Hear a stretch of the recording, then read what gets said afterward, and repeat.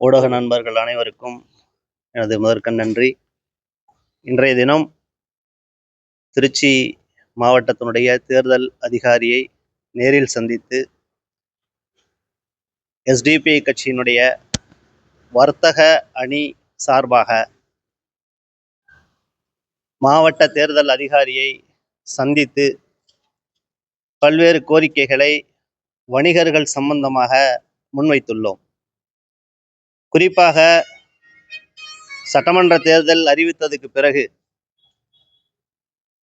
தேர்தல் கட்டுப்பாட்டுக்குள் தமிழகத்தினுடைய அனைத்து மாவட்டங்களும் அதுக்கப்புறம்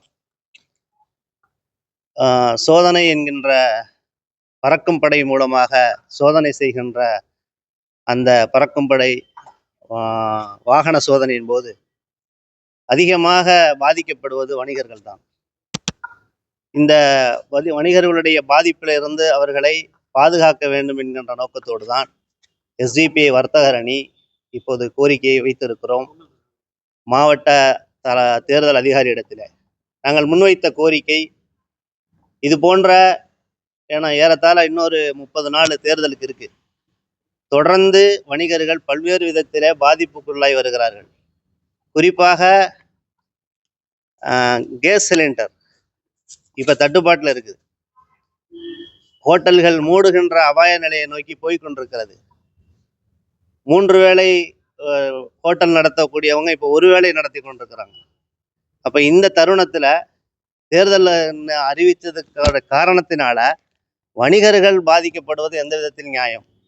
ஏறத்தாழ இன்னைக்கு காலையினுடைய செய்தி அடிப்படையில் 151 கோடி ரூபாய் பிடிக்கப்பட்டிருக்கிறது. ஆனால் இந்த 151 கோடி ரூபாயுடைய அதிகமான எண்ணிக்கையை நீங்கள் போய் உள்ளே பார்த்தீங்க அப்படின்னா பெரும்பாலும் வணிகர்களாக இருக்கிறார்கள். அப்போது வணிகர்களுக்கென்று ஒரு தனி அடையாளத்தை கொடுத்து தேர்தல் ஆணையம் நிர்ணயித்திருக்கின்ற அந்த 50,000 போதுமானதல்ல. அதை உயர்த்தி வணிகர்கள் சுதந்திரமாக வணிகம் செய்வதை மாநில அரசு உறுதி செய்ய வேண்டும். தேர்தல் அதிகாரியும் அதை பரிசீலனை செய்து தேர்தல் ஆணையத்திடமும் முறையிடுவதற்கான வேலைகளை மாவட்ட தலைமை தேர்தல் அதிகாரியிடம் நாங்கள் வலியுறுத்தியிருக்கிறோம். இது இந்த மாதிரியான காலகட்டத்தில் சூழல்களில் வணிகர்கள் பெரிதும் பாதிப்புக்குள்ளாக இருக்கக்கூடிய சூழலில் ஒன்றிய பாஜக அரசிடமிருந்து எவ்விதமான ஆறுதலான வார்த்தைகளும் இல்லை. உதாரணத்திற்கு மாநில அரசு கேஸ் தட்டுப்பாடு வந்த உடனேயே 2 ரூபாய் முதலமைச்சர் அவர்கள் மின் கட்டணத்திலே குறைத்தார். மனிதாபிமான அடிப்படையில் அது ஓரளவுக்கு ஆறுதலை கொடுத்தாலும் ஒன்றிய அரசிடமிருந்து நாங்கள் இப்பொழுது முன்வைத்திருக்கின்ற வர்த்தக அணி சார்பாக வைக்கின்ற கோரிக்கை ஜிஎஸ்டியிலே சலுகை தர வேண்டும். இன்னும் 30 நாள் இருக்குது தேர்தலுக்கு. ஜிஎஸ்டியிலே சலுகை கொடுக்கறதுனால எதுவும் ஆயிட போறதில்லை. ஏறத்தாழ ஒவ்வொரு ஆண்டுக்கு இப்போது கணக்கு அடிப்படையில் 2026க்கு தொடங்கி இப்போ மார்ச் மாதம் ஓடிட்டு இருக்குது. ஒவ்வொரு ஆண்டும் கிட்டத்தட்ட ஏறத்தாழ 35,414 கோடி ரூபாய்க்கு மேல் ஜிஎஸ்டி தமிழகத்தினுடைய வருவாயிலிருந்து போய்கொண்டிருக்கக்கூடிய இந்த சூழலில் வணிகர்கள் பெரிதும் பாதிக்கப்படக்கூடிய வருவாய் மாநிலத்தினுடைய வருவாயை உயர்த்துகின்ற வணிகர்களுக்கு எல்லா விதத்திலும் பாதிப்பு ஏற்படுத்துகின்ற வகையில் ஒன்றிய அரசிலிருந்து எவ்விதமான ஆறுதலான சலுகைகளும் இல்லை. இதை நாங்கள் வலியுறுத்தி தேர்தல் அதிகாரியிடம் சொல்லியிருக்கிறோம். ஜிஎஸ்டியிலே சலுகை தர வேண்டும். 50,000 என்கின்ற வரையறையை மாற்றி கூடுதலாக போதுமான அளவு அதை உயர்த்தி தர வேண்டும். கேஸ் தட்டுப்பாடுடைய விஷயங்களில் கூடுதலாக ஒன்றிய அரசு சலுகைகள் கொடுக்க வேண்டும் என்று கோரிக்கையை முன்வைத்திருக்கிறோம். அதன் அடிப்படையில் தொடர்ந்து வணிக சமூகத்திற்கான தொடர் போராட்டங்களையும் அவர்களுக்கு ஆதரவு கருத்தையும் எஸ்டிபிஐ வர்த்தக அணி தமிழகம் முழுவதும் செய்யும்.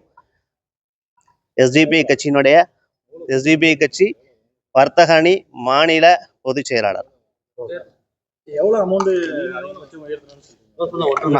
அதாவது 50,000 ரூபாய் சொல்லியிருக்காங்க. நான் கடிதத்திலே அதை குறிப்பிட்டிருக்கிறேன். போதுமானது ஒரு கொள்முதலுக்கான போதுமான அளவு இல்லை. திருவிழா காலங்கள் வருது, நிறையா இது வருது, அதுக்கான கொள்முதல் செய்யணும். சாதாரண ஒரு கடையில் கூட இது வரும். அப்போ அந்த அடிப்படையில் நாம் எதிர்பார்க்கறது குறைந்தபட்சம் ஒரு 3 லட்சம் ரூபாய் வரைக்கும் கொடுக்கலாம்.